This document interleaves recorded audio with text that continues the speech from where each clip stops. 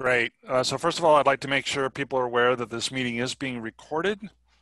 And attendees who wish to make comments will be called on as appropriate. Generally, attendees will try and do this at the end in the public comments section. With my discretion, we may also choose to have a comment in the middle of a discussion. First order of business is, first of all, to call a meeting to order. This is the meeting of the PEG Access Advisory Committee meeting, or PAAC, September 30th, 2020 at 10 a.m. via Zoom. I'm going to do a roll call. Carlin Reed. Here. Vince Carlson. Here. Ruth. Here. Scott Hopkinson, obviously here. Is there anyone else I'm missing from the committee membership? It'd be Court Booth. He's the school committee representative right now, but I don't know if he's going to be able to come. I haven't heard from him. Okay.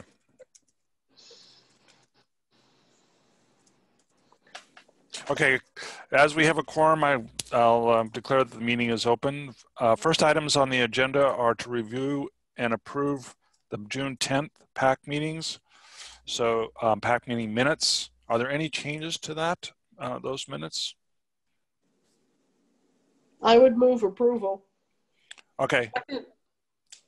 Okay, moved and seconded. All those in favor say aye.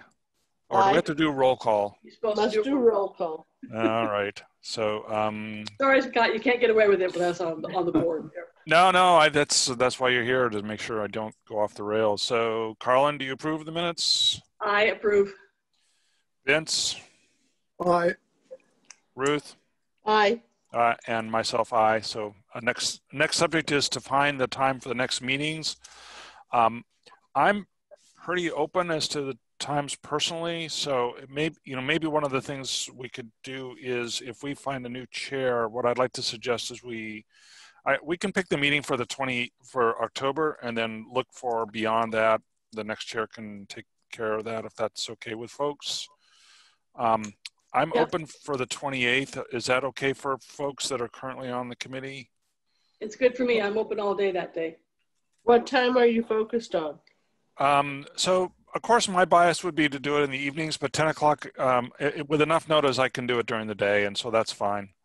Oh, I'm going to be working for the clerk's office, 8:30 to 12:30. Is it possible to have it after 12:30 sometime? Sure. Just to input, I'm checking right now, and I got other meetings on my license that day, so unfortunately, after 1:30. So unfortunately, it couldn't be after 1:30. All right, let me just double check my calendar. Unless it was in the evening after about like 6:30, it looks like. I think I'd like to suggest a shift about a week to after the election. Possibly, later that week. I don't know if any budget items might come up, but certainly there will be a different or less uncertainty about budgeting after the election than before. So something around the 5th of November kind of time frame? I'm pretty open, the following week, or, whenever other people have time. So Jeremy, with the 5th of, Thursday, the 5th of November work, and folks, would like an early afternoon, like 2 o'clock, 3 o'clock work? I'm seeing Carlin saying yes. That's good for me. Yes, that looks like it would work.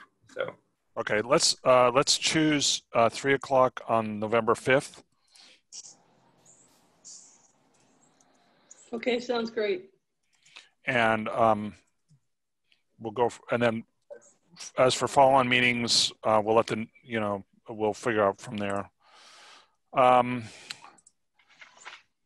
I'll just note, as your liaison for the select board, that I will have a conflict at that time with a magic meeting, but that's a minor consideration since I'm just a liaison. I could always watch the recording. Okay, Matt. Well, thank you, and I appreciate that. I guess in general, we'd like to have the liaison available. I think because there are still some open questions going back and forth from the select board. Would pushing it later in the day or adjacent days work better for you?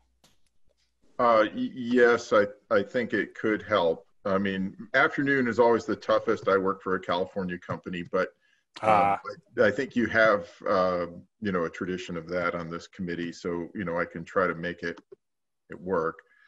I think the magic meeting is from like 2:30 till 4 normally.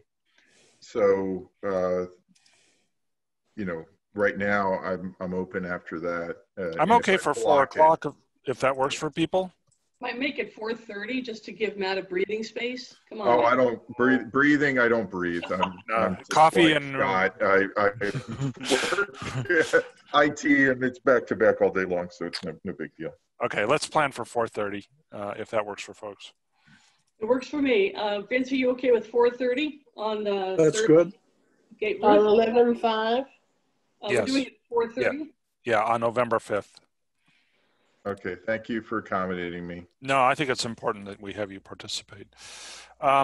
So the next agenda item is the Minuteman Network update. So Erin, do you want to talk? Sure, I can do that. So long time no see, everybody. I apologize. My can't turn on my camera because my my house is using a lot of internet right now. You need to get Concord broadband. Unfortunately, I can't live in Concord. So Yeah. I understand. So a couple of things. I mean, mostly what we've been doing is Zoom meetings at this point, just because of the pandemic. Our team is back in the office, but just like most other departments and buildings, we are closed to the public. So a lot of what we're doing is editing of older footage. We're doing some really interesting and creative things with, for instance, the umbrella, the Robin's house, things that are outdoors. We're working with the Art Scramble from West Concord and putting together a couple of things with them. We're working with some older footage that they have and trying to get a little bit creative, as we can't be doing as much of the filming and editing work that we are used to doing. So we're trying to adjust to the times and see how we can move forward until we have reached a new phase and the town manager has said that we can continue to do work as we previously did. Some of the things that we're also doing is, going through and testing old equipment, see what's working, see what's not working. We found, some cameras that were shoved in the back of a closet that we go, well, that doesn't work. So we should probably get rid of that, clear some space. And other than that, I mean, town meeting went really well on our end.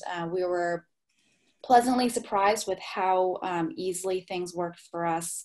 I mean, of course, there was always a little bit of, some hiccups trying to set everything up, especially because it was outdoors and we hadn't done it in that venue in that way before, not on that same sort of scale.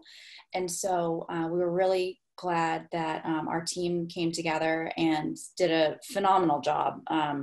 I have heard nothing but good comments, which I count as a win in our book. And I think that the only other update that I have is on the education coordinator. At this time, we're not moving forward with the position just because the school is so in flux right now, and we're trying to keep the kids and the faculty as safe as possible. We don't want extra people going into the school unless absolutely necessary. And we wouldn't have enough work for them without working directly with the schools to fill up a full-time position. So we are sort of distributing what, that we have a couple of things that are being distributed amongst the team in the meantime. And we're hoping to repost and get somebody in that position in the future when we have a little bit more for them to do. Erin, with the addition of the education coordinator, how many full-time equivalents would that bring us to? Or you? That would be 4 total. 4 FTE with the education coordinator. Correct.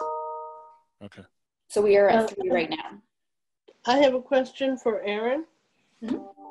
Ruth, go ahead.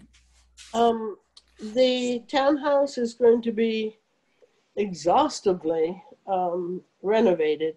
Yes. Have you had an opportunity to go into the building to rescue or remove all of the technology that has been strewn through the building? I know it's more than just the head end piece, but all of the cameras, all of the wall units, and so forth.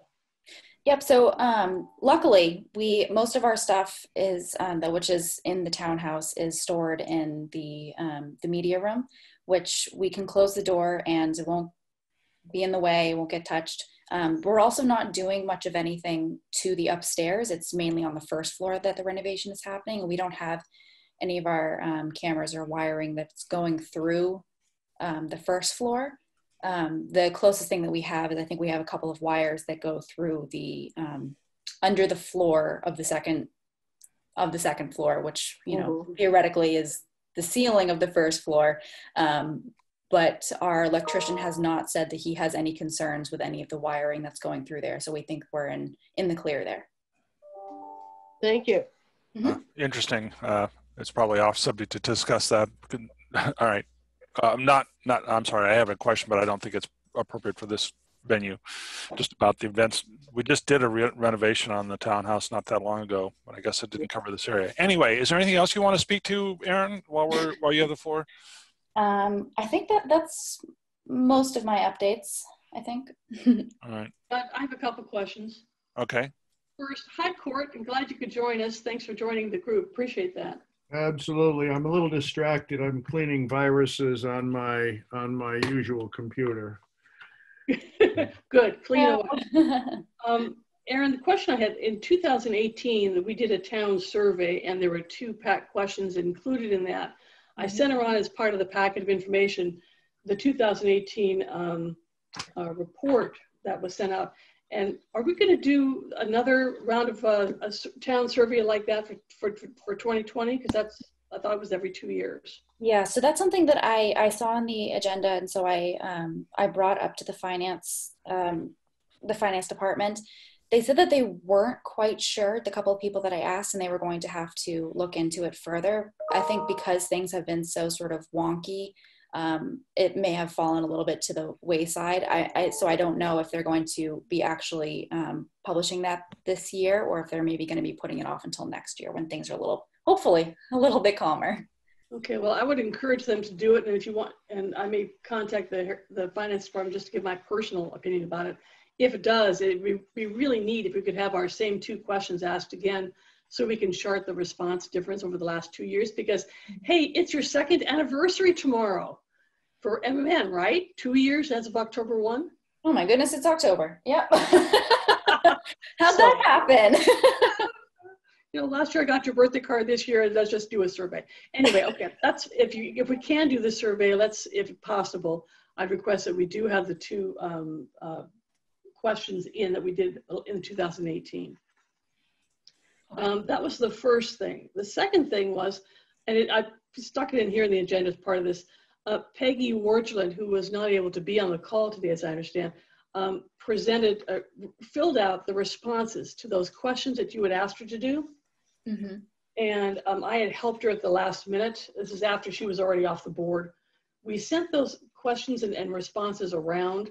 And I'm just highlighting it right now. I don't know, Scott, if you wanted to go into a discussion about that, or if you want to wait that until the next meeting.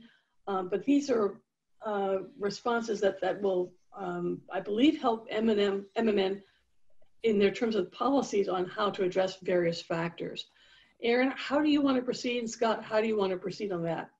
So I'll just speak first. I'm okay with either, and I'm prepared to put it up on the screen share, but I'll leave that to Erin. And if folks want to read it, I've had a chance to read it briefly, but not studied in detail. But Erin, what's your thoughts? So ideally, I think that because there is so much within these questions and something that we could even possibly explore more, I think it'd be really interesting to take sort of like a question per meeting, perhaps, and really deep dive into some of these. Because I think that some of them, especially like the community, the communications plan, I think that that's something that wasn't really fleshed out in the questions that were passed back from Peggy. And I'm sure that, I know that everybody has other things going on, but I think that the committee could really put together something that would be helpful as, you know, we're trying to deal with new things on our end in terms of the pandemic. I think that it could be really great if the committee could help us out and create a more of a communications plan that we can put into directly put into work, as opposed to having to come up with ourselves based on those recommendations. Okay, a couple questions about mechanics and then about the actual questions themselves. First, I think it's a good idea. That's something that I think the committee should discuss and figure out, yeah, is this something we could put on each meeting? I have no problem with that. I think it's a good idea. Second, how is this going to be used? I mean, I know what the APP are, the Administrative Policies and Procedures. That's not what this is. This is something more informal just for MMN. Is that right? That's correct. So this would be something that we would use. So for instance, you might say, you know, we feel that the 5 groups that need to be reached out to, we have seen that, for instance, and I'm making this up, this isn't based on any data, that, you know, parents of school-age children are not being reached by MMN. Here is a plan for how to reach those. Here are some people to contact. Here are some ideas for, programs that we could launch that would appeal to them. Here are some ideas for how to reach out on social media. Here's some idea, things like that. Maybe, you know, break it down into different subsections of groups of people that want to be reached, ways of reaching out, things like that. Because I think that would really help us sort of, you know, if we have something to implement, I think it's much easier than from our standpoint. We're just sort of going day by day as we're trying to tackle all the different issues that we have. Okay, so homework assignments then, one per session. Court and Ruth and Vince, what do you think about that approach? I'm ready to do, you know, one at a time with some deep diving, but I also feel that generally we needed more depth to the questions. You know, for instance, how do we decide whether this is community or education? It's a great question, but we don't know what MMN has faced. Could they give us an example of hard choices that they had to make? Or is this simply a matter of preparing for when the hard choice is before us, we would like to have guidance rather than we're stuck. Absolutely. We don't know which way to go. So I think that's why having you know, a larger discussion would be really useful, because I think that we're sort of looking backwards and forwards at the same time and trying to straddle that line. Because there have been, you know, some things that come up. People have said, I don't think this is appropriate for the education channel, for instance. And we say, well, where do you think it should go? And they say, I don't know, just not on the education channel. And we go, okay, so how do we make that distinction? How do we make those decisions? We're doing it based on our best knowledge and ideas, but obviously other people have other ideas. So it's sort of, you know, balancing that line and looking forward to how things might go in the future and trying to figure that out. And that's why I think that having a discussion, for instance, one question per meeting might be really useful and something that would allow us to expand on this. One thing I was just thinking about here, Erin, is do you find that some of these are difficult because they kind of overlap over into multiple areas, meaning public versus education versus government, or are they? Are you trying to develop some guidelines of how to bin all these particular aspects of programming? Is that one of the goals here? I think that is one of the goals. Yeah, I mean, like I said, we have our own ideas as to what should. I think the government's a little bit easier. Meetings, public forums, things that are related to town government can easily fall into that. But it's when you get into if something that is filmed at the COA that is for public dissemination and something that was might be of interest to the public, but it's also an educational program, how do we categorize that? And I mean, we can play it on both channels, but some people might say, well, education should only be related to the high school or schools in general. What if we have an educational program from, for instance, a group in town that creates one on owls in the area? is that something that we'd want to put on the public channel because it's something that was submitted by the public, or something that would go on the education channel as something that is educational? So it's sort of those kind of questions. And obviously sometimes they're going to sort of flip flop and be a little bit difficult. But I think that if the, you know, if the PEG Access Advisory Committee could provide us with some guidelines, we had something at least to point to and say, this is how we're making these decisions. Oh, okay, that sounds good. One question, one follow-up question, just for my own understanding, is that the amount of content you have, that, you know, there's two outlets of it. One is the cable, which is time delivered. There's a slot for it, blah, blah, blah. And the other is the YouTube, which is pretty much video on demand. And my question is, so for the YouTube video on demand side, you could categorize it on both and people could find it on both sides. That might be an acceptable solution. I'm just thinking out loud here, but on the channel, the cable channel side, you have a separate channel for each of them, right? Correct. And do you have enough content that you couldn't, would it make sense to put it on both, question mark? Is it still, you know, so people could find it? You know, I just want to kind of understand the problem. Sure. So from that vantage point, just thanks. Yeah. So I think that it depends on how you look at it. So we can probably scrape together enough content to only have content on, you know, one channel, but you're going to be repeating a lot of things then. Sure. I mean, especially because, especially right now, I mean, we're not in the high school, we're not working with them simply because we're trying to keep everybody safe. We're trying to limit the amount of people that we're seeing on a daily basis. The high school students are already in kind of a weird space. We don't want to be asking them to be creating programs, although some of them are. And we have gotten some things in from, from parents and students who have made programs together. We've been working with different groups to try to figure out how we can create more programs like that. So I think that there's always going to be some crossover, but ideally we'd be able to sort of categorize things and make it a little bit easier. So if somebody's saying, I want to watch the program on owls, for instance, they know where to look first. I think that's kind of our general idea, because we'd like to have something have a home, even if it does have a crossover. I see. Okay. What do you think? Well, I'm only paying half attention. I apologize. Computer crashes are kind of distracting, but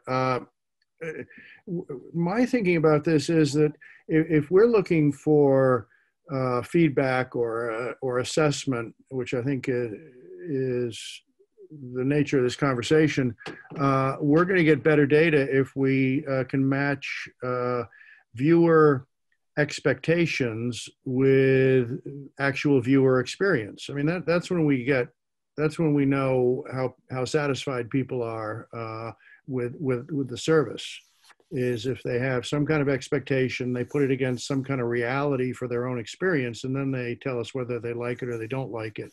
It leads me to ask, how do I put it? Can we ever be satisfied with the outreach that we try to do to bring viewers to MMN with expectations that we can satisfy? My own experience is I've got to go to MMN to find out what MMN has, which means I'm part of a select few, and we need to broaden that outreach. So I think that's Cord, I've always been curious about the education programming. Is that something that's generated by the students, and is the internal programming? Is there coursework on that in order to do that? So let me approach that a little bit indirectly, Vince. I asked the superintendent, was she aware of any activity in the studio since March? And she said, no, not really. And that lines up with Erin's statement. We're not looking for a lot of traffic at the high school studio, but it's still a resource. And over the last, 20 years now? I don't know, long time. I've seen the ebb and flow of education production largely dependent on how many teachers have how much commitment to this. It's really a case of who are the champions of educational video production. And if we have them and we support them well, we get stuff created and get stuff used. It's very difficult to recruit these teachers to do it. They kind of self-select who has a need for it, who sees that we're going to support their educational aims. So that's not a very good answer, but no, we don't have a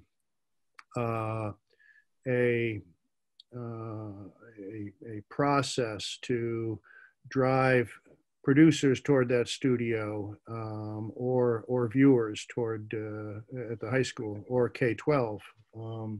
I thought there was a middle school teacher who was particularly interested in doing video production. Well, and you bring up another thing, and I'm going to leave you for a second and then come back. But middle school has always been viewed as the low-hanging fruit for video, not only in Concord and Carlisle, but Newton, Waltham, everywhere. If you were to generalize, kids gravitate toward radio at high school, they gravitate toward video at middle school. Now, I know that's a generalization, but apparently there's some sort of persistent truth to that for whatever reason.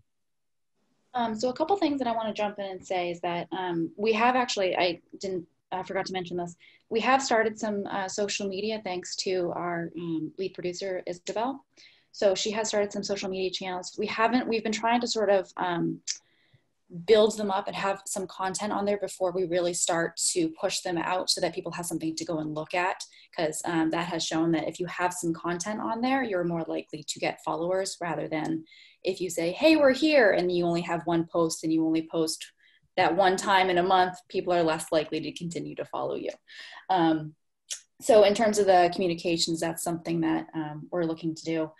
And I mean, in terms of communications work, yes, we're always going to be looking for more people to come and be interested in MMN. That's just sort of what communications work is you're always trying to reach new people. You're never going to stop and say, I think we've reached a good number. You're always trying to grow. You're always trying to find more things to do, more people to reach. And that's one of the things that I do as the communications manager for the town, but also with MMN, we're always trying to reach out and find new people and find more interest in what we're doing. In terms of working with the school, so prior to COVID hitting, we were working with the school to try to find some teachers that would be interested in working with us either in the spring term. Yeah, spring term. Trying to remember how long it's been, either in the spring term or starting in the fall when we naively thought that this might be over by now. So those were a couple things that we were working on. We are working with a couple of teachers. We've had one teacher reach out about working with some students remotely.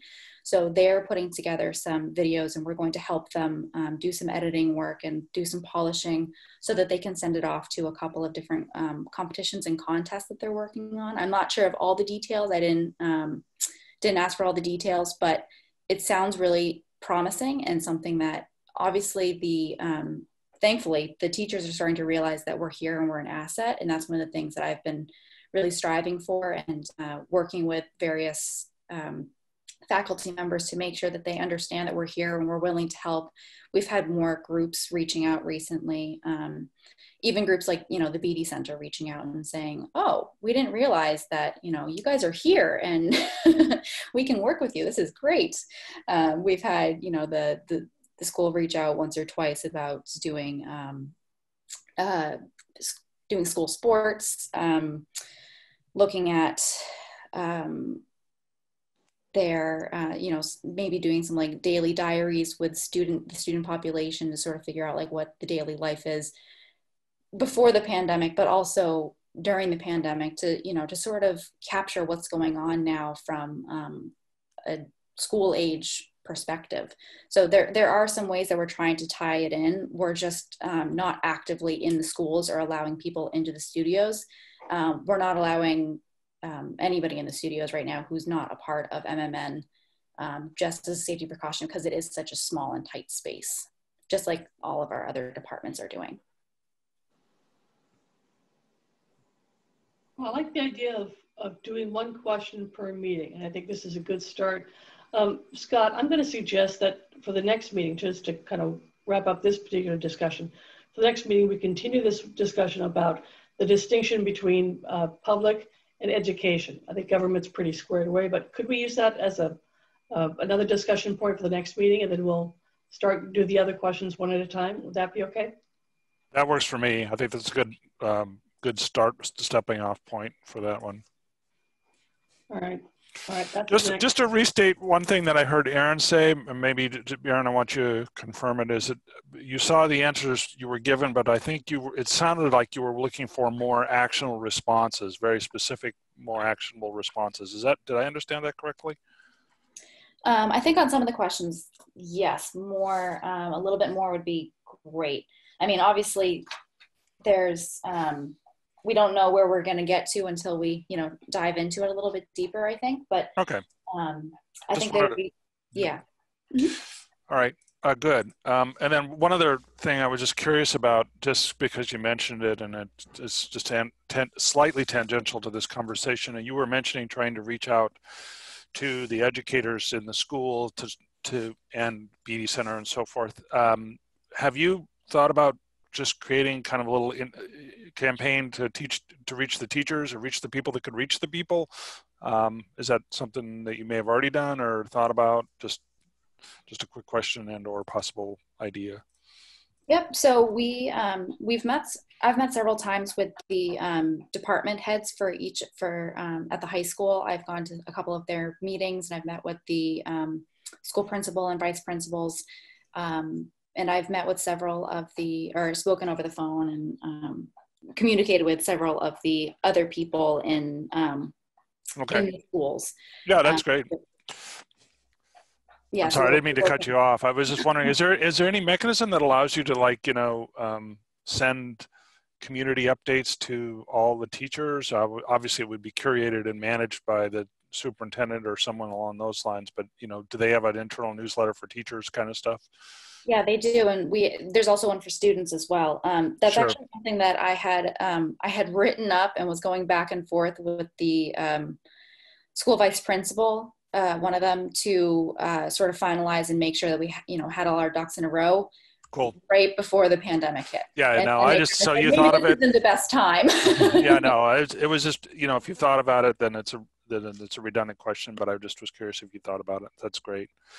I'd like to propose that we close this subject matter, and that the next thing for the following agenda we would add the first round of discussion on this, and that's based on the recommendation that Carlin makes, which is to dive into the subject of what is public versus education, and then from there start to pick off other questions. Sounds good.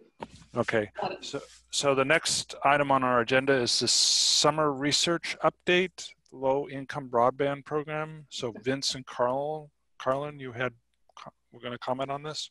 Oh yeah, we had fun. Well, we were bored. So we decided to do some research and talk about the concept of a low income broadband pilot program. Vince, do you want to start us off? Sure. Yeah, actually, I think this got initiated at the PAC meeting back in December when the internet rep was here, the Comcast rep. And he mentioned the Internet Essentials program, which is a program at $10 a month, basically $9.99, where you can sign up and get what is basically broadband service, which means 25 down and 3 up. And they doing this for a combination of reasons. One is, expanding the subscriber base. Also, fulfilling an agreement that they've had in a couple of the last merger situations. So, you know, they said that they were actively promoting this, and actually it's kind of been beneath the radar because there hasn't been a lot of publicity until actually just the last few weeks. As a matter of fact, I think a couple of weeks ago, I saw some ads on TV, you know, on a network television. The Internet Essentials program here was something that was available for people, and you know, certainly it's very appropriate during the pandemic. But in looking at that, it has been available on a limited basis for seniors to residents of the housing authority. And there's been, you know, a decent sign up for that because there's people there like everywhere that have cable TV and internet bills that, you know, add up to, in some cases, several $100s a month. But there's also people over there that are at relatively high risk, and it's a good method, particularly if it's done in conjunction with a mobile alert device, to keep track of people and, you know, make sure that they're not, you know, isolated in case they have a personal health emergency or something of that nature. So we, when Carla and I discussed this, we discussed, at least on a preliminary basis, kind of 3 phases to this. And one was, you know, checking out who the people were at immediate risk, you know, that was either through health problems or just isolation, you know, could be an individual living at home alone, you know, a husband or a wife that, you know, for much of the day didn't have any contact with anybody in case there was a problem. We did have some preliminary discussions with both COA and with the light plant, you know, the Concord Light Broadband Service. And they, I think, are very much, you know, in sympathy with some kind of activity here, which would make sure that everybody is signed up.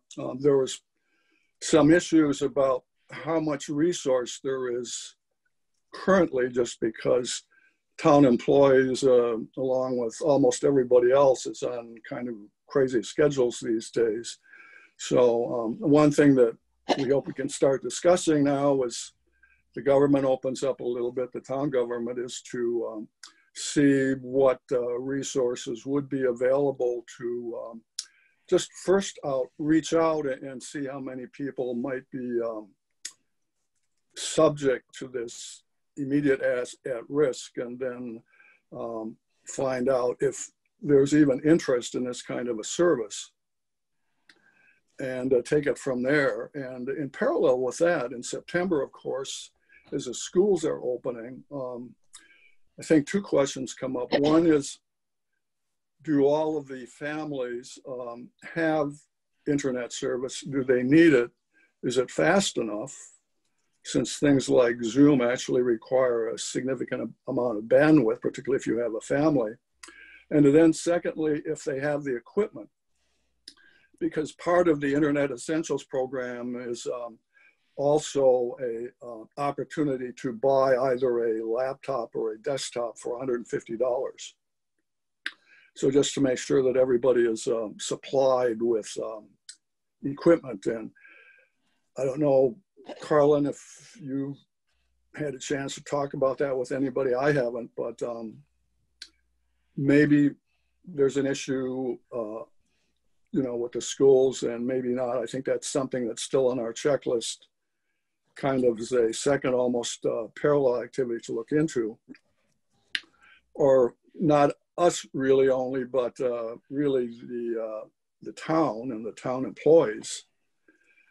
And then the third part of the program is actually more long-term. That is, what happens to internet service in the next normal, whatever that next normal turns out to be. Because I think if there's maybe one lesson, or at least a very prominent lesson that's been learned even now, is that internet service has become pretty essential during the pandemic. And afterwards, so many activities are going to become more digital than they have in the past, that certainly will be beneficial to the town to be proactive in making sure that not only does everybody have internet service, but they have very high quality internet service.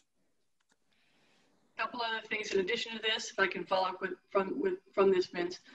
We had discussions with the Concord Light Plant to see if it was feasible, if the light plant would technically be capable of adding on to their existing low-income electricity program, which they call the CARES program, provides a discount off the electricity service for low-income eligible households. Currently, about 155 households participate in the light plant's CARES program. We also looked at some data from the US Census for Concord. Based on that, roughly 350 households fall below the poverty line. So that frames an outline of the number of households that could be eligible for a low-income broadband program. And then we also wanted to find out if there are any regulatory restrictions on having a pilot program for broadband. Pilot meaning you select some people, not all. In the electricity world, you always have to worry about whether you are discriminating inappropriately in setting certain types of rates, but broadband's differently.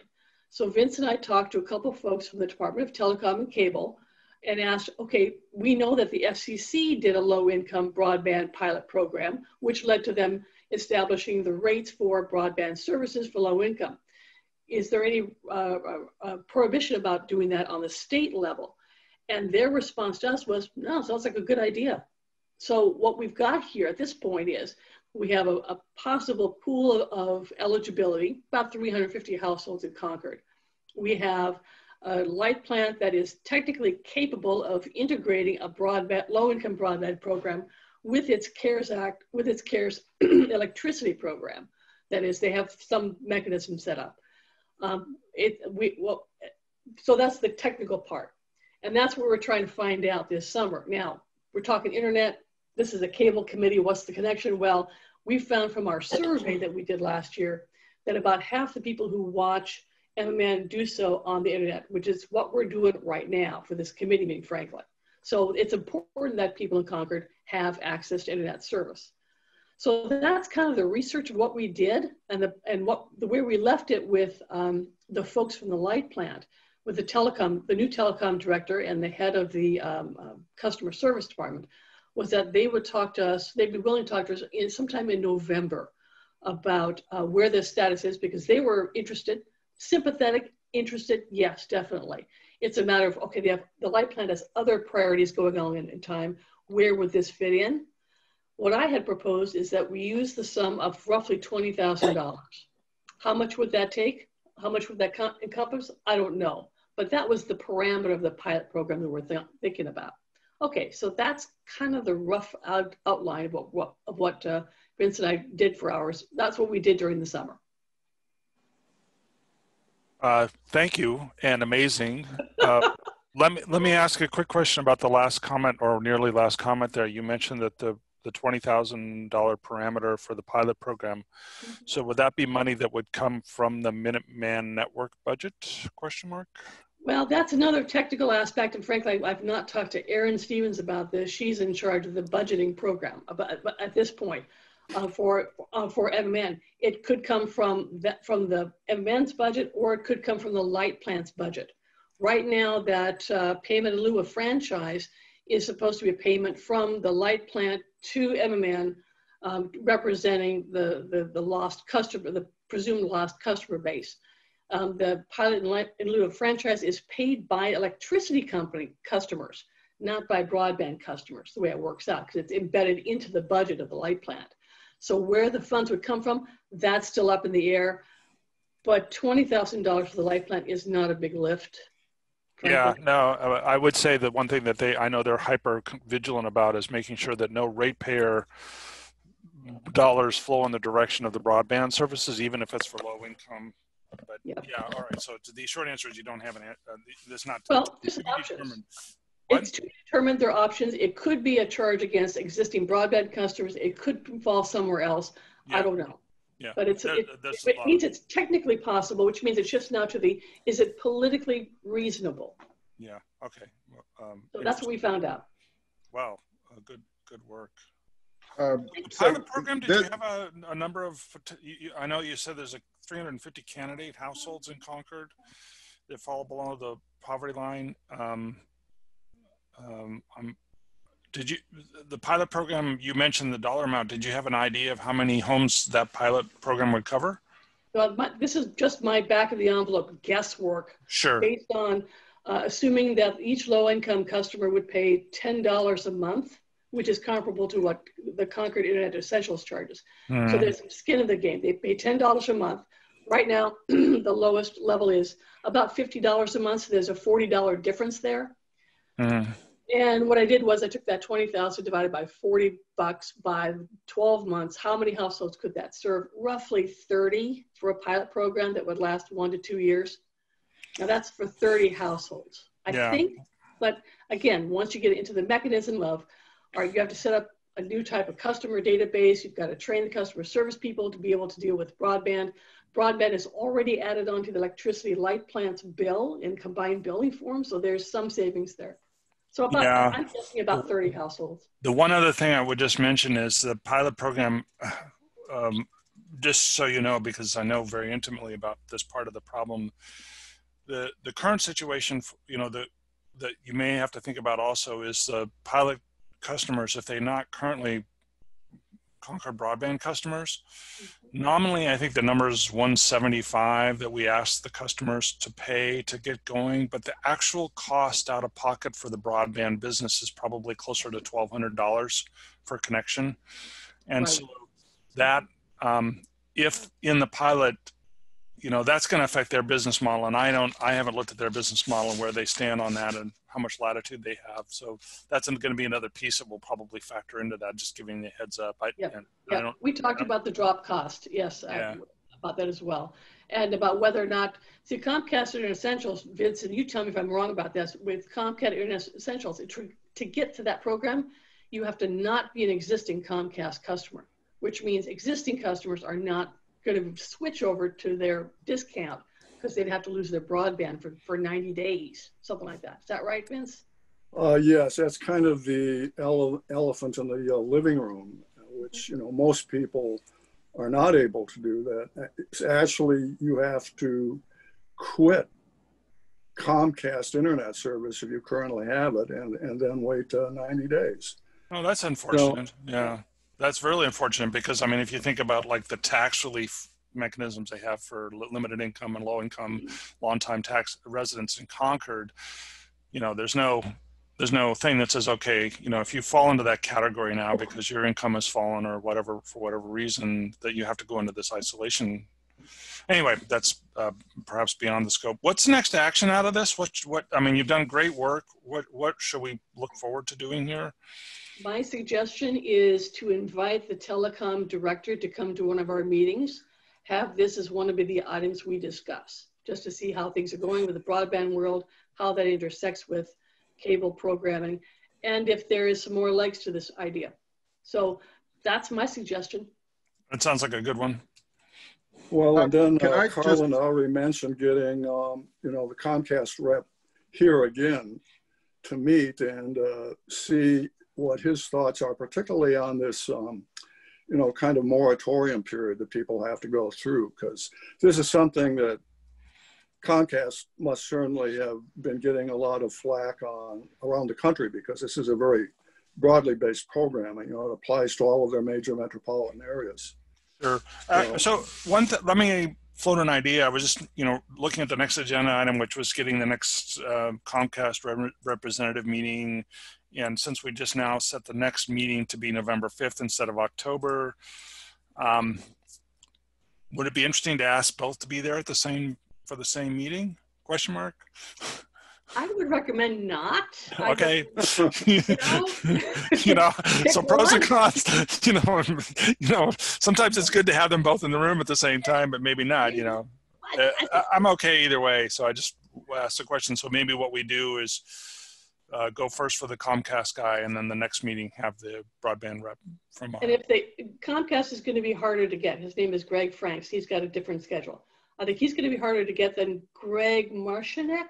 think that's the fellow's name, from the light plant. So I'd suggest try to go for Comcast first. Now, at one point here, Matt, you were about to interject a comment. I want to make sure your comment is heard.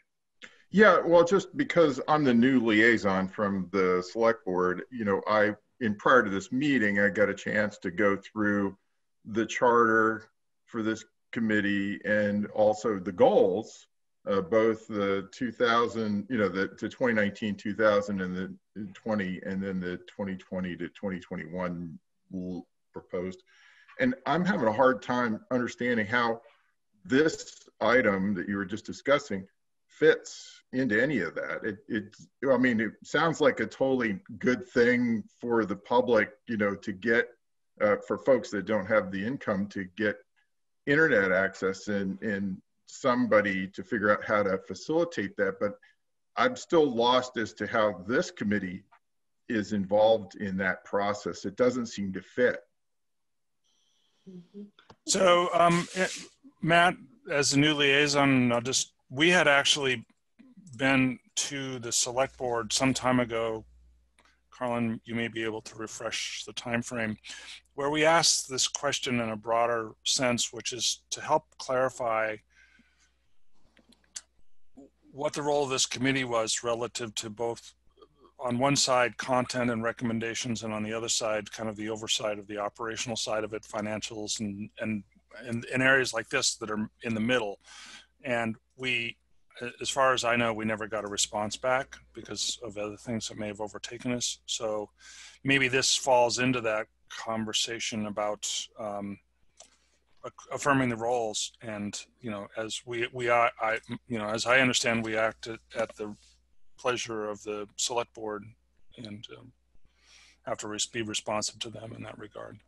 So one thing that I remember from that meeting was that that the PEG Access Committee was asked to come back if they wanted to discuss changing the charge to the select board, because the charge does not specifically talk about telecom, or not telecom, but about broadband and about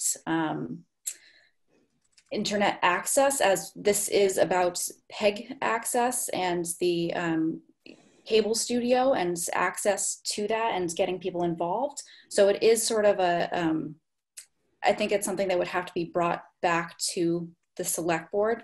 I think is what that was left at the select board meeting. Yeah, and maybe I should just mention that as a new select board liaison, I'm coming in off the street, right? My expectations are sort of based upon what I've been witnessing as a citizen, and just also having been connected with town government in just a general sense over the last few years. And the sense I had was, look, the Comcast franchise is in a sort of natural state of decline in revenues because of just changes in the industry.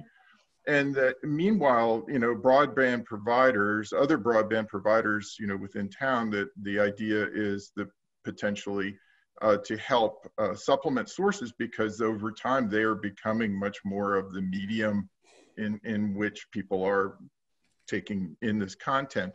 And so there was this idea that, okay, the town has an internet service, can they contribute to the programming activities? And I think that all of that makes sense in order to figure out a revenue model for the production of content.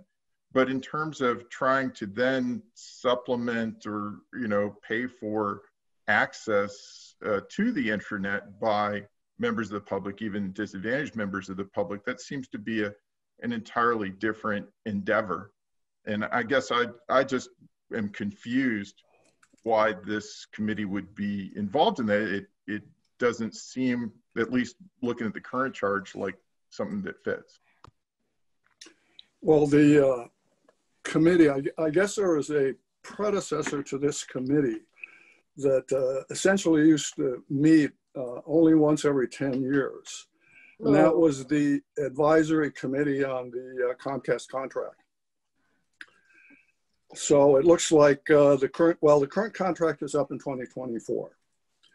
There's some issue about when movement starts on thinking ahead as to what that contract is going to be.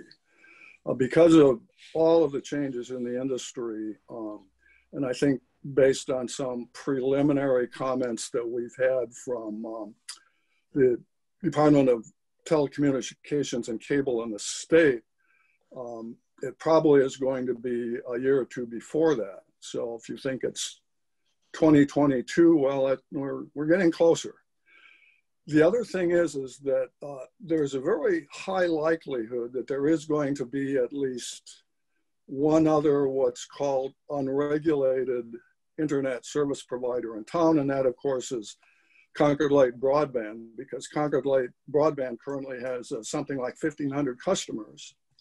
And that puts them into the category where it's very possible that either Comcast or Concord can request to become unregulated. And one of those reasons would be for the purpose of treating Concord Light Broadband as another service provider like Comcast, which means that Concord Light, the town, might end up, and probably will end up at some point, negotiating with two internet service providers in town.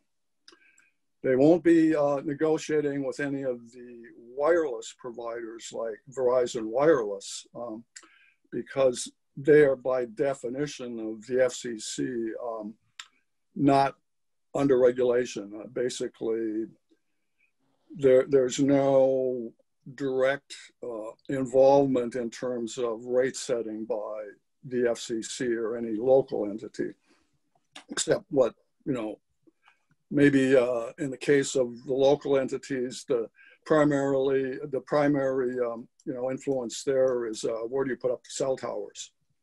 But after that, there's not much that the towns or the state has to say about the rates that those people set. Anyway, it's something to look forward to. And one of the things that Carlin and I had discussed as a future query to the Department of Telecommunications and Cable is to ask them how likely this is to come to pass. That is that more and more towns in the state are becoming unregulated, which means that they negotiate basically on their own what the services should be to the town in terms of rates, in terms of capital spending. It's capped in terms of things like the PEG access fees at 5%. There's some latitude in terms of the capital that can be provided beyond that.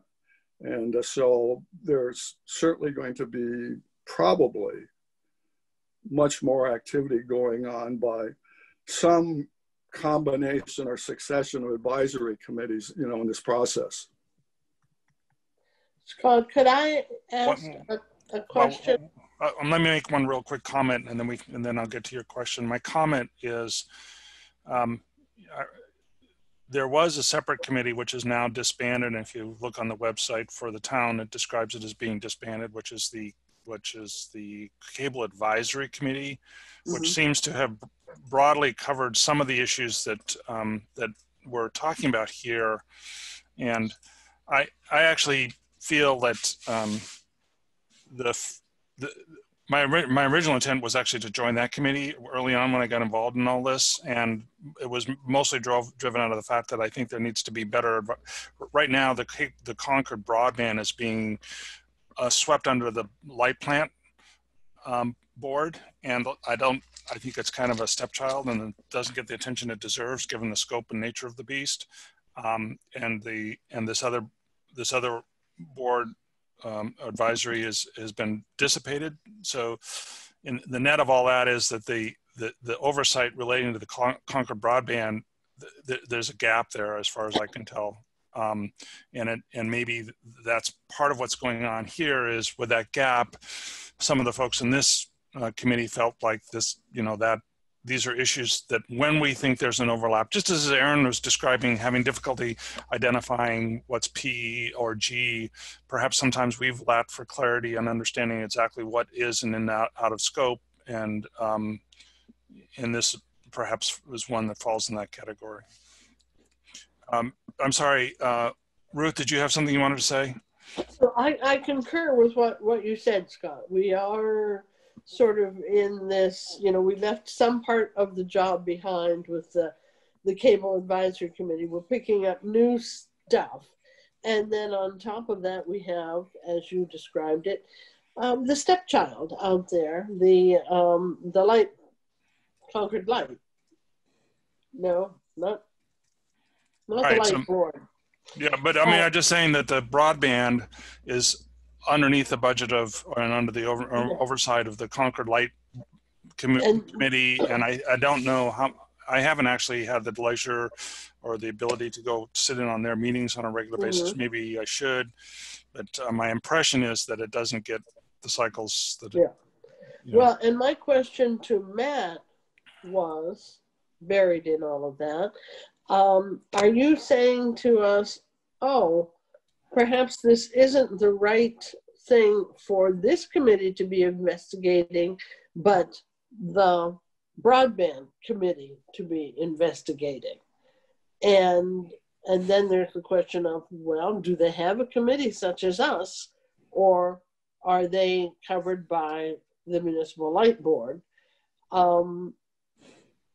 One half. Or Matt, are you saying we shouldn't be doing this at all? I couldn't understand from your question. Not for this committee to investigate, or not for anybody to investigate? No, I was saying, it sounds like an unmet need in town, right? So I think that it is important. Increasingly, I think internet access is almost as essential as getting electricity and water. Okay, so, it's a utility, and it's essential utility. So, and by the way, that was by design.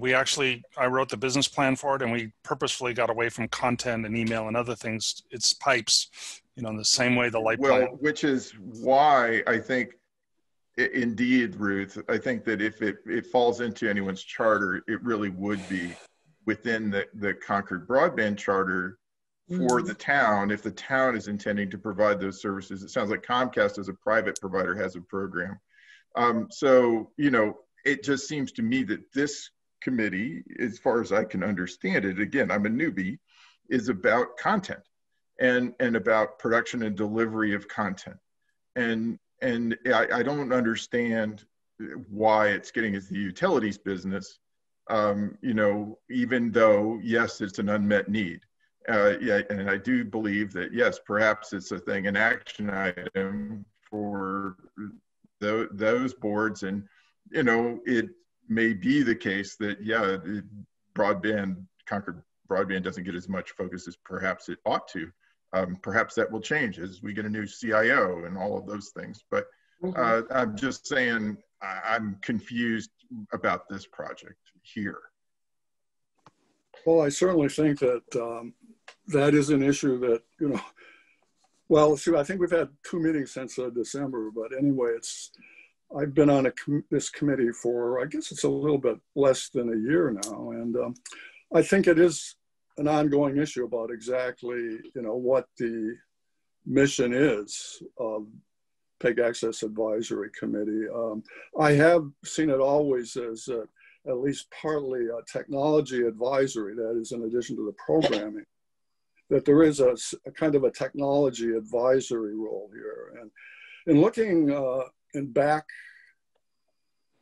at kind of another approach to this, if you're interested, is that there was a town governance committee that I understand was disbanded, I think it was only a couple of years ago. I think they issued their final report in 2018. And one of their recommendations to the town was the formation of a technology committee, that was more broadly based in the town. And it was because many of these relatively arcane issues of technology, and also in this case of industry movement, really were cropping up quite prominently, not only in cases like internet service, but in cases of the environment. There's certainly a lot of relatively specific environmental research. And so I think the idea of this town-wide technology committee was, just a recognition of the fact that there was enough going on a fairly detailed technical basis that the town needed maybe one level of internal investigation first before they went out to the consultants.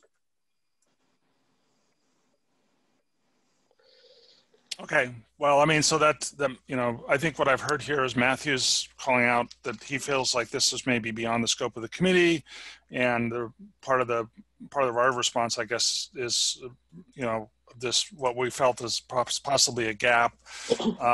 Again,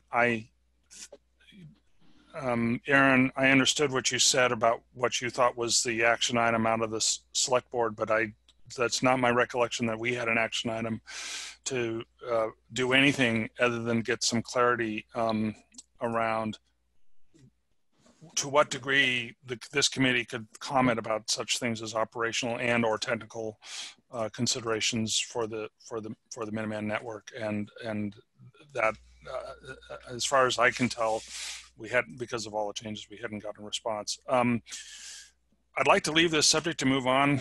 We have 23 minutes left. So possibly the one issue here, Carlin, I'll ask you your opinion, but I think maybe what we need to do is get clarity whether this is in scope before we start doing anything more around this. I would think that we could table this subject at the moment, and perhaps if necessary, then Vince and I can offline talk to the light plant and work through the light board itself, because they're the ones who'd be running the program, not the MMN. That's fair enough. So it basically becomes a non-MMN PEG. Right. We'll just let you know what happens. Okay. Okay, next subject item is now the Comcast representative. So I'd like to propose, Carlin, could you take the action to reach out to our Comcast? Yeah. What? Sure. We'll do. And see if he's available on the 5th. And if not, maybe try and find some dates that we can then turn around and pick that for our December-ish timeframe. Okay, that sounds good. We'll do. Okay, so leaving that one, that subject matter. The next one is elections and discussed filling 2 vacancies. So Matt, on your side, we have 2 vacancies in the committee. And so we'd like to start harvesting the green card system or other mechanisms to bring additional members to the committee. We're on the ragged edge of having a quorum for our meetings. So that's a request to go back to the select board of the town. Get on that. And, I'm new to the select board, but this is something I've got to start to learn how to do. And so I will get the recruiting process going and the referral process going. Right. So we have 2 other positions that need to be filled. One is the chair. I'm not going to renew my request to be involved at that level. I will stay on the committee, but I realize that I've had to thank so much to Carlin for rescuing me, to put it blunt, to keep this moving forward in a meaningful way, but I just don't have the cycles to be the chair. So I'm going to look to fill that. And so what I'd first like to do is, do we have any nominations for a new chair from the floor? I would nominate Carlin. I decline. Oh, you stinker. I want to be clerk. I would nominate Vince Carlson, but thank you very much, Ruth. Appreciate that. Oh, lovely. I would concur. Yes. So that's a second. Ruth, you're a second? Yes, a second. I would decline too, unfortunately. Oh, come on! No way! It's really just because of other responsibilities I have. I'm committed to some work I'm doing over with the Housing Authority, and I still have a kind of a personal job commitment that is actually easing up because I'm actually semi-retired, but they're going through a series of getting back to business issues right now, which is probably going to tie me up for several months. And okay. All right, fine. I withdraw my nomination if you're not going to do that. And yes, unless you want to do the president stuff or the chair stuff, I'll take care of it. But you can do that. Ruth, do you want to do the chair stuff? No. Okay. Would you be willing to do clerk? Sure, I can clerk. All right. Okay. Yes, So, Carlin, I'll sit for chair. I'll sit for chair. Yeah. Thank you, Carlin. Go through the process. Get a second. All right. So we're now looking for who is nominating Carlin to be the chair? Is that you, Vince? Yes, I nominate Carlin to be chair of the PEG Access Advisory Committee. And Ruth? I would second. You second it? Okay. And are there any other nominations? We will now vote. Move nominations be closed. So moved. And we will now have a roll call. Carlin? Okay. Yes. Try not to sound too enthusiastic. No, it's just like, okay, fine. Never mind. Yes, please. Thank you. Vince? Yes. And thank you, Carlin. Yes, and thank you very much. Ruth? Yes. And then myself, yes, absolutely. And Carlin, I will promise to try and help you out even more than I did as a chair, because you're taking this on because of your largesse of your heart, and you know, you're the fire starter here. You're the one that got this committee together in the first place, and we all have to acknowledge that, and we really appreciate and respect that. Did you get Court's vote? Because he's a member. He's a voting member too. Yeah, well, I was curious. Am I a voting member? I'm more than delighted. You are. Okay. Yes, you are. Well, I enthusiastically support it. I know you're returning to the leadership role, but it's quite apparent we need you. So thank you. Okay, sounds good. Thanks. Okay, so voted. It's approved. And after this agenda item, I will turn it over to our new chair. No, now we have. Okay, fine. I said after this agenda item. We have one more thing to discuss. So I would like to nominate Ruth Lohr as the new clerk. Second. Any other comments or nominations? Move nominations be closed. Second. Second. Okay, so we'll do a roll call again. Carlin, are you in? Yes. Okay. Please. And Vince? Yes. Ruth? Yes. Myself, yes. And Court? Yes. So moved. All right, that covers that item. Carlin, do you want to talk about the last few agenda items? Do you want me to I'll just tell you what they are in case you don't have them in front of you. The next one is the PAC goals. Yeah, you can go ahead and run it through. That's fine. Go ahead. Okay. I do have a fairly hard stop, unfortunately, at 11:30. So hopefully maybe this, I don't know if this will take how long. So I pull up the September 25th draft of the PAC goals for 2020, 2021. Right. Carlin, do you want to talk us through these? Sure. And my purpose in bringing this now is we're at the beginning of the term. Let's talk about what our goals are. We're not going to resolve them today. Just take a look at them. And if there's some particular project that you folks want to do this year, let's make sure we add it to it. And then at our next meeting, vote on the goals. So let's briefly talk about it for 3-4 minutes. If you have ideas, please send them to me, and I'll incorporate them, and I'll circulate another draft before the next meeting. So this is pretty much based on what we did last year. Just to clarify, so basically what we're doing is we're ingesting the charge from the select board, creating these goals in response to that charge, and then sort of ratifying that as a plan to move forward? Okay. Yeah, that's the structure of this chart. The 5 categories at the top reflect the 5 pieces that are within our charge. Okay. And underneath each one, it's just stuff that we can do during the year. And then that helps us prepare the report that we're supposed to be sending to the select board at the end of the year by December 31st. Okay. I only have 4 things on the chart on the goals sheet that I have going across the top. Did I? Mm-hmm. Oh, I did say 5, didn't I? Yeah. Yeah. I just want to make sure I wasn't missing something. No. Can't count. Sorry. No, that's all right. I'm paying attention a little bit. So you mentioned this looking at the charge and then reflecting what the charge says and putting it into the goal forms, I don't see that anywhere in the charge it says that the PEG Access Advisory Committee monitors the operating and capital budgets. So I don't really know if that falls under your purview. That's more my purview. I mean, I definitely agree with, for instance, discussing alternate revenue sources, sponsorships, fundraising, et cetera, because that's something that I think would be a very good use of the committee's time. But I don't know if I see you as monitoring our budgets, so to speak. Well, here's the very simple answer, Erin. If we don't do it, who is? Finance Committee is not looking at your budget. They're relying on us to pick it apart and see if there are any issues, which we did last year and this most current year.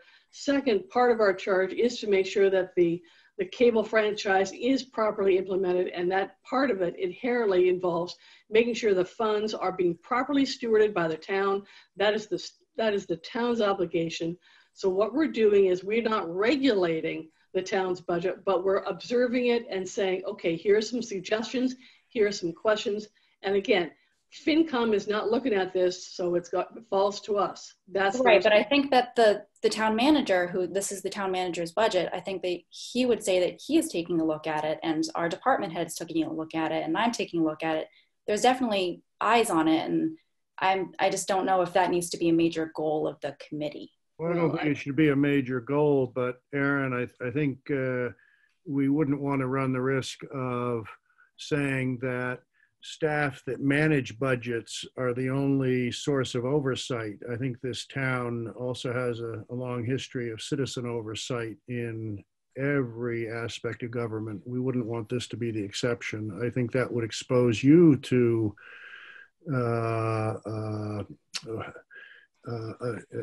a perception that it wasn't transparent. So I think the advantages far outweigh the disadvantages. I get that that paid professionals don't want citizens making administrative decisions or encroaching on management prerogatives, but I don't think that's what Carlin's talking about here. Thank you, Cord. Thank you for expressing it. We are an advisory committee. That is the extent that we can do, and I recognize that. But the budget is a big part of the advising part. So that's I understand the point where you're coming from, but you said that these are based on the charge, and I do not see the word budget anywhere in the charge. And I think that this is one of the things that was brought to the select board before as something that if there wants to be more of a sort of a look into the budgeting process by the PEG Access Committee, that was something that the select board wanted to have a conversation about, because I don't know if any other committee dives as deep necessarily and has as much of a role as from this document it looks like you're looking to have. I think we can pretty much agree to disagree on this point. Anyway. You know, my comment on this subject, Matthew, is just for you to think, suggest or think about again. So I'll reiterate this. And like I said, I prepared before the select board and asked this question, basically tries to pose this question and get feedback from the select board. And Carlin probably has a better recollection of exactly which meeting, and I'm sure we could dig up the recording, blah, blah, blah. But basically this was this whole subject matter was one that I think made a number of us concerned about this ability to have oversight. And it comes from a direction of wanting to make sure this is successful. One of the bits of history that you might also want to be aware of, and Court certainly has more details on this, was about the time this committee was formed, the town took over this public access television activity. It was a separate nonprofit entity. And as that process took place, a lot of things became more opaque. And you know, I've actually gotten a call directly from the town manager and the assistant town manager to stay in my lane, blah, blah, blah. Don't talk about this stuff. And so again, we've asked the select board to give us some clarity on this particular issue. And I'll repeat that request again, that, you know, please give us some guidance. We think this is a gap. Carlin's explained very logically why we feel like, based on even the wording of the current charge, that it should be something that we should be looking into. Erin has clearly articulated that she doesn't feel that's the case. And so again, I'll make that request back to the select board to help. Yeah, thanks, Scott, for that explanation. And I think that you've kind of clarified a couple things for me. I mean, that because of the difference now of this becoming a town function, that this is a little bit of an unusual arrangement where we have a select board appointed committee, if you will, that, you know, originally I think was chartered to look at an external entity. If you think about the, you know, the light board or the public works commission, you know, these are, you know, different organs of the town. I mean, they're part of their, you know, typically town manager appointed entities that do get into chapter and verse in terms of the operations of their respective. So you're acknowledging the light board, for example, does get into chapter and verse of the operations of their. Yeah, but it's a different, you know, it's a different kind of entity, you know, and I think that maybe there is a kind of out of date aspect to the charter or you know, basically the arrangement here of committees relative to the town's operation of services. Yeah, as I mentioned, this so I think our charter was written before this thing was an internal town piece. Well, yeah. Here's where I think we're getting stuck. If we're debating the budget prerogatives this committee has, that's one thing. But if we're debating the capacity of the committee to understand the budget and advise it, that's something very different. So it strikes me that there isn't a committee in this town that doesn't scrutinize budgets in order to understand them as a fundamental of services being delivered. Yeah, I'll take this as an action item, and we'll take a look at it in a future select board meeting. I'll take this to the chair, and we'll see if we can have a discussion about it. Yep, good. Thank you.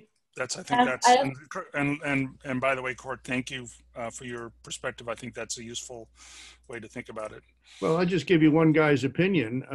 If we don't pay attention to it, we do it at the peril of MMN, because then there's going to be some claim at some point, as there has been in the past, that things aren't getting enough scrutiny, and who's going to do it. Instead, we can say it's a normal course of business, not to develop budgets, not to manage budgets, but rather to understand revenue expenditures and expenditures. I just like to jump in here and just say that I'm only saying that I don't think that this should be one of the major goals. I'm not saying that you shouldn't take a look at what we're doing. I just don't know if it needs to be one of the major goals. As you said, this is based on the charge as it stands right now. That is not part of the charge as it stands at this moment. That's all. Okay. The only point I was trying to raise. All right. Well, I mean, I think, you know, maybe because we've had this confusion, some clarity, and maybe some specific direction from the select board is probably the way to keep us in a more, Erin, I acknowledge what you just said and appreciate it, but yep, maybe noted. But maybe I think a little clarity around this, you know, that would be useful. And I think the ability to review, comment is one thing. It's not that we're approving the budget, but you know, please give us some guidance. That's the. All right. Next agenda item. We got 6 minutes left. Any other liaison comments from Court or Matthew? No, I mentioned the only one I had, and that was that we are aware that we're underutilizing the studio at the high school, but I can't say much more about it, unfortunately, because of the uncertain times we're in right now, simply trying to keep the buildings open and safe. Okay.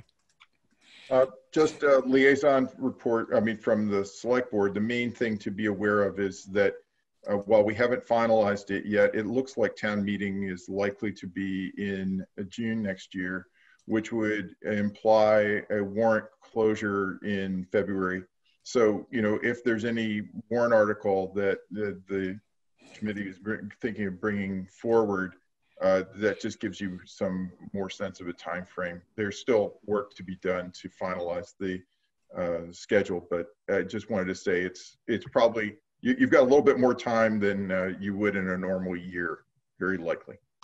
Yeah, normally that would have been January for bring the warrant, right? Yeah. So there's probably at least another month. Right. Okay, next to last item, any public comments? Anybody on the call? It's from the public. I don't actually notice that there is anybody, but I'll just.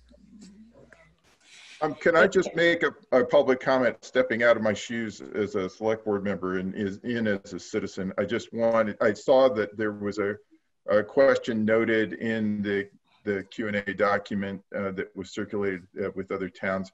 You know, I just recall having been a candidate, having produced a video, and then having submitted it, that, you know, was never published through MMN.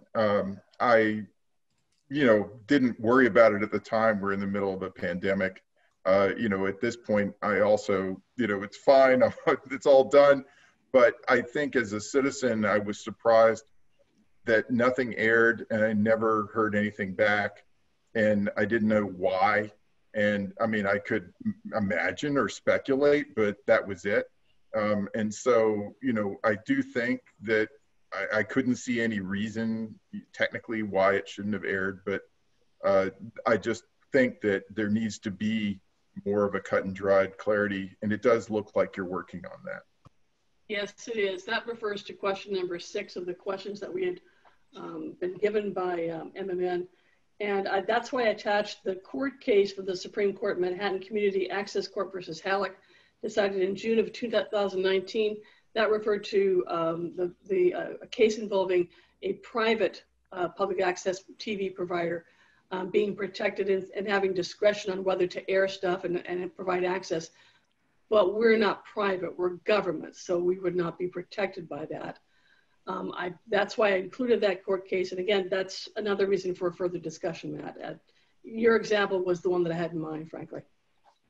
Yeah, I can, if I want to jump in really quick too. And first of all, apologize to you, Matt, for all the stickiness around that. It was something that we were kind of going back and forth on as you were a candidate. And it's something that I hadn't had come up yet. So there was a lot of internal discussion, and to be perfectly honest, due to the pandemic, it just kind of fell through the cracks, I think. So I apologize for that. I also just want to, on a separate note that Jeremy is very kind and answered one of my questions that I posed. The November 18th meeting in 2019 was when the PEG access went to the select board, and it says that Mike Lawson asked for the PEG access committee to get onto a future agenda to discuss the item as it didn't pertain to what they had come for. So that answers my question. Yeah, I think we sent a follow-up requesting to be there, but so needless to say, I mean, I'll have to go do some digging to see where we asked to be put on the agenda for that subject matter. Or, Erin, I have a question on studio situation going forward here. Is there going to be some ongoing limitation to studio access at the high school, you know, because of the pandemic issues? Yes. Yeah, so the town manager has said that he doesn't want anybody in, especially because our space is so small, that we're not allowing the public into our space at this time, into the studio. The only building that has opened on a limited basis, to my knowledge, is the library. And part of that reason is the amount of space that they have. So that was one of the discussions that was had with the town manager, and we're looking to possibly in a future phase change that. But for right now, we're relying on when the town manager says that we're allowed to discuss bringing people back into the studio or some other sort of arrangement. Well, is that likely to continue for, you know, extended period of time? I don't know how the pandemic's going to go, so unfortunately, I'm not sure. that's up to the town manager. Well, and ability there would be some, alternate studio location if it's going to go on until phase 4, basically, or the end of phase 4, which is when the vaccine arrives. the town manager and the superintendent will try to work hand in hand on this. At the present time, we're not allowing any visitors in the schools, and that parallels the town manager's decision about the studio. Parents are not allowed in, visitors are not allowed in. We've got it pretty tight, unfortunately. Scott, I'm going to take the advantage of saying that I think that we're about done, because you said you need to do a hard stop 11:30. And yes. I also wanted to thank you for serving as chair for this committee for this past year. I think you did a marvelous job. Thank you for doing that. Oh, yes, you're quite welcome. Here. Appreciate that. Did my best, and it was only as good as it was because of the support of this committee. Thank you very much. All right, I declare, or I move that this meeting be closed. All in favor? Do we have to roll call? Second. Do a roll call. Come on, do a roll call. All right, all right, Carlin, yes? Yes, adjourn, please. Vince? Yes. Ruth? Yes.